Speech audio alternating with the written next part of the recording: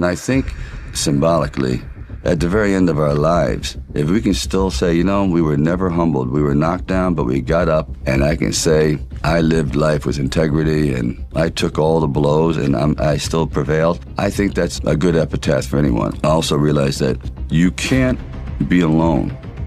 To really succeed, no man really is an island. And I think, personally speaking, that's happened to me too. When you find the right components in your life, the right people that gel with you, then you feel as though you're invincible. It may be a fallacy, but you at least feel as though you can take all that life has to dish out. I had like $106 in the bank, and like I said, I had to sell my dog, and things were not looking very, very good.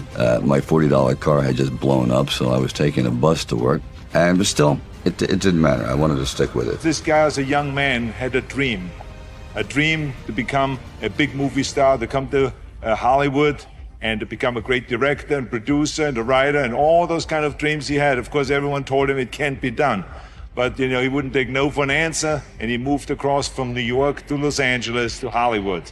And of course, one day, after struggling, like we all do in the beginning, to get into TV and into movies, he had this idea of writing a script.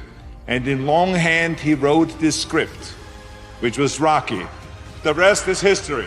I truly believe, and people throw the word around dreams, it's all about dreams, you know, and by the way, dreams cost nothing, they're free. The hard part is just keeping them going, and please keep them going, because we're here for one simple reason. He believed in the dream, I believed in the dream, and our dreams come true, and there's no reason every one of yours can't either. I used to sit in this little apartment, and it was a room. As a matter of fact, the room was so small, I remember I was able to open up the window and close the door while sitting on the bed at the same time. It was like 8 feet by 9 feet.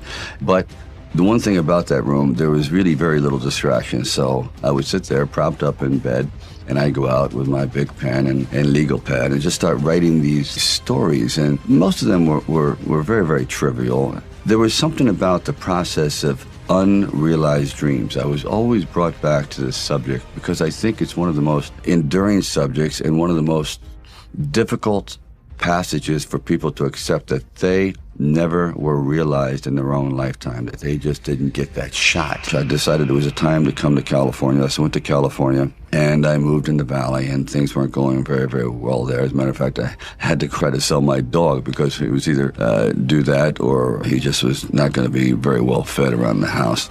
And then one night, I went to see Muhammad Ali fight Chuck Webb. For one brief moment, this supposed stumble bump turned out to be magnificent in the fact that he lasted and knocked the champion down. I said, boy, if this isn't a metaphor for life, his entire life crystallized at that moment. He will be remembered for all eternity, at least among the fight fans. He did something extraordinary. Now that is probably what I need as a catalyst for an idea. A man who's going to stand up to life and take one shot and maybe go the distance. So I started to write. I first met Bob Chardoff and Irwin Winkler, and I believe I was there on a casting call. So we're talking a little bit, and I guess I really wasn't right for the acting part. And on the way out, I said, oh, I don't know if it matters, but I do a little bit of writing. He goes, really? I said, well, he goes, well, bring it around. I thought, if I hadn't stopped on the way out, you know, that's why I tell all actors, don't give up, keep talking. Eventually you might hit a nerve somewhere and they go, come on back. And if they didn't say, come on back, or bring it later and let's see what you've developed, I wouldn't be sitting here. So I have to give incredible credit to their insight and their patience, and they're willing to take a chance, which it doesn't exist much anymore, unfortunately. Originally, when I brought the script to them, they were fairly enthusiastic about it. The one thing they were not enthusiastic about was me playing the part. The story about you not giving them the script without agreeing to you starring in it, that is true. Oh, yeah, definitely. It was just one of those crossroads situations that every artist faces early on. Go left, go right, and if you make the wrong decision, you sometimes regret it forever. And I just knew I wasn't a very good student, but I decided I always understood dialogue, whatever, so I wrote something that I know I could do, that I could feel good with, and that could show everything that is possible in my repertoire. It was one of those things where you really roll the dice, and it paid off, but it was a big long shot. But there was something inside of me that this opportunity is never going to come around, and I really wasn't used to money, and I had no idea of what I would be missing, but the temptation started to come forward. First, it was $25,000, then $100,000. I never heard of $100,000 because I had like $106 in the bank, and like I said, I had to sell my dog, and things were not looking very, very good.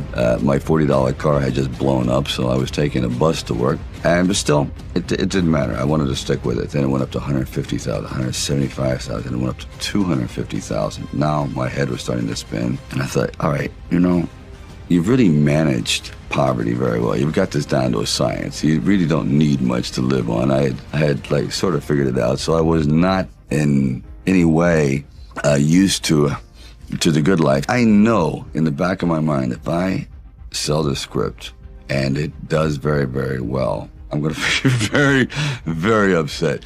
So this is one of those things where you just roll the dice and you fly by the proverbial seat of your pants. Say, all right, I got to try it. I got to just do it. I may be totally wrong, and I'm going to be taking a lot of people down with me, but I just believe in it.